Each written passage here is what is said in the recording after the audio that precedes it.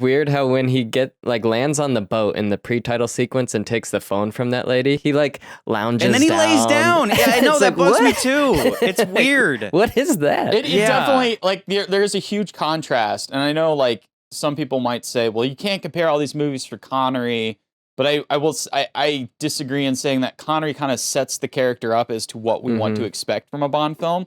Yeah. And the one thing that's such a contrast to this movie is that particular scene where Connery has these moments, and they do it in this movie. It's not like they don't do it. It's just I don't buy it in this movie where Connery comes in and he's got a thing he's got to go do, but then there's this pretty hot chick that's right there, and she's eyeing Bond. Oh, you are an attractive man. I totally want to have sex with you, but I've got something else to do. I've got to go save the world.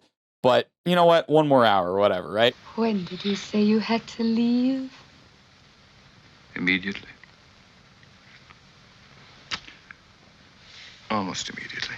And then this movie, it's okay, we get the scene. It's the same kind of thing where, he sits down and then he's like, okay, I'll meet you in an hour.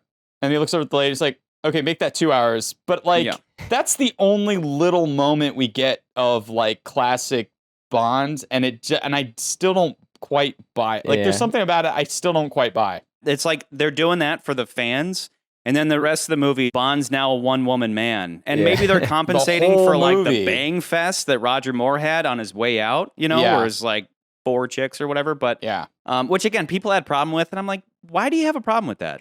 AIDS. It was the 80s. Yeah. I do think that's the one thing that it's going to be a common criticism in the future of all these movies is Bond's misogyny. But I think we had talked about this maybe in the first or second episode about how Fleming wrote this character in the sense that he's a man living on the edge all the time.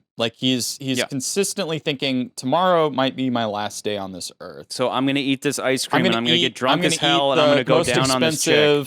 Yeah. I'm going to do the most expensive, eat the most expensive stuff, drive the fastest cars, sleep with the most gorgeous women, do everything that you would do, thinking that I might die today, so might as well do everything. This Bond's a little different too, though, right? Because he is a Bond where he's like, well, I'll just quit then. Go ahead, tell him what you want. If he fires me, I'll thank him for it.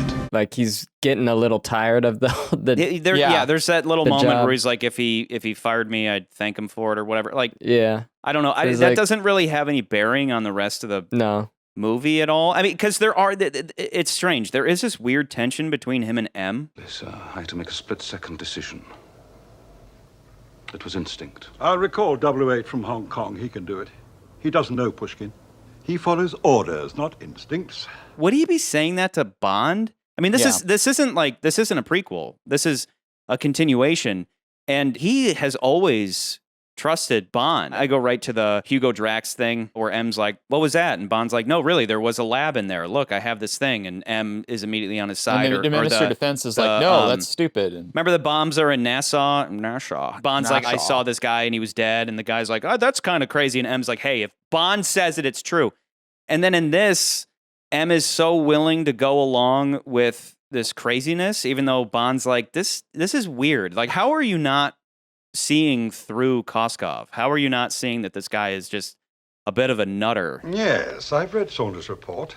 You jeopardized the entire mission to avoid shooting a beautiful girl. And everything else. Why didn't you shoot Kara? And he's like, she clearly wasn't a sniper, and it just, it's odd. It's like this forced conflict between him and M is like a father figure to him. And suddenly M's like, I just need a soldier. It's kind of odd.